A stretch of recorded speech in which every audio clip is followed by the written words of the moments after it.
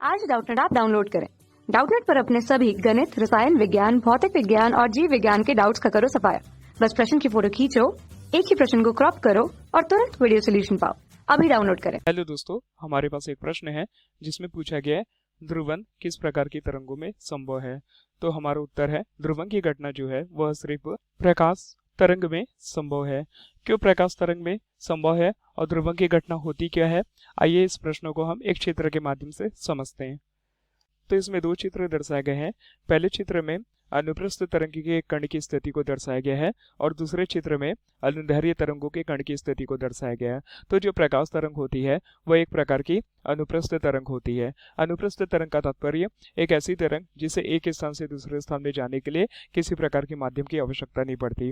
और हम अनुप्रस्थ तरंग की पहचान कैसे करेंगे? अनुप्रस्थ तरंग की पहचान इस प्रकार करेंगे, अगर इस चित्र के माध्यम से देखें तो मान लीजिए किसी माध्यम में उपस्थित कण है, तो यह कण की दिशा हमें कैसी दिखाई दे रही है?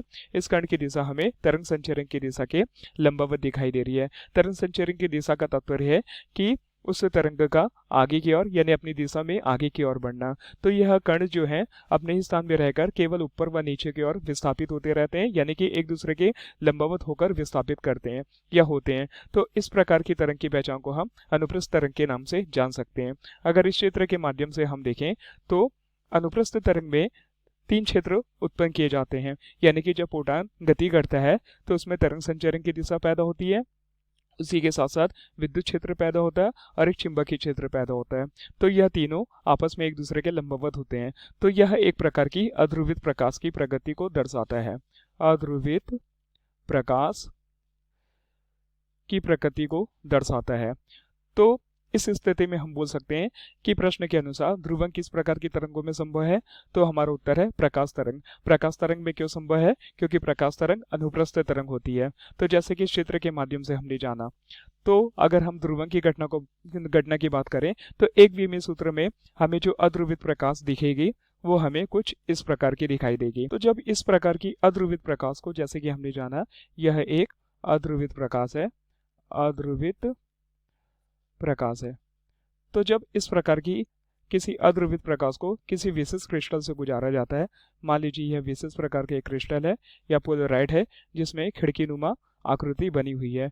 तो जब इस प्रकार के अध्रुवित प्रकाश को जो एक विमीय चित्र में से देखने पर, जिसमें विद्युत क्षेत्र, चुंबकीय क्षेत्र और तरंग संचरण की दिशा तीनों एक दूसरे के लंबवत है, तो जब इस प्रकार की अध्रुवित प्रकाश को किसी विशेष प्रकार के क्रिस्टल से गुजारा जाता है तो हमें जो प्रकाश प्राप्त होती है वह केवल एक ही प्रकार के क्रम में दिखाई देती है, यानी कि इन प्रकाश के जो कण होते हैं तरंग संचरण की दिशा के एक ही ओर विस्थापित होते हैं, जबकि हमें अध्रुवित प्रकाश में जो तरंग संचरण की दिशा के जो कण हैं वह हमें चारों ओर विस्थापित होते हुए दिख रहे हैं, जैसे कि विमीय चित्र के माध्यम से हमें पता चल रहा है। लेकिन जब इसे किसी विशेष प्रकार के क्रिस्टल से गुजारा जाता है तो हमें जो नई प्रकाश प्राप्त होती है उसे असामान्य प्रकाश या अध्रुवित प्रकाश कहते हैं। तो यह जो प्रकाश है किसी माध्यम में हमें एक ही दिशा में कंपन करती हुई दिखाई देगी। तो इस प्रकार की प्रकाश को हम क्या बोलेंगे? अध्रुवित, माफ करिएगा, ध्रुवित प्रकाश बोलेंगे। ध्रुवित प्रकाश बोलेंगे। यह क्रिस्टल का कार्य होता है कि प्रकाश यानी कि अध्रुवित प्रकाश या सामान्य प्रकाश की तीव्रता और चौकाचंक की स्थिति को कम करके केवल ऐसे कण के विस्थापन की दिशा को प्राप्त करे जिससे उसकी तीव्रता और चौकाचंक की स्थिति कम हो जाए। तो इस प्रकार नई प्रकाश जो हमें प्राप्त हुई वह ध्रुवित प्रकाश प्राप्त हुई।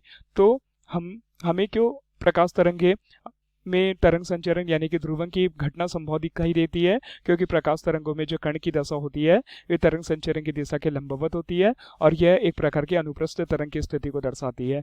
जबकि अगर हम अनुदैर्ध्य तरंग यानी कि इस चित्र बी की मदद लें, यानी कि चित्र बी की मदद से समझें जिसमें अनुदैर्ध्य तरंग की स्थिति को दर्शाया गया है, तो अनुदैर्ध्य तरंग के जो कण हैं इनकी दिशा तरंग संचरण की दिशा के लंबवत न होकर समांतर है।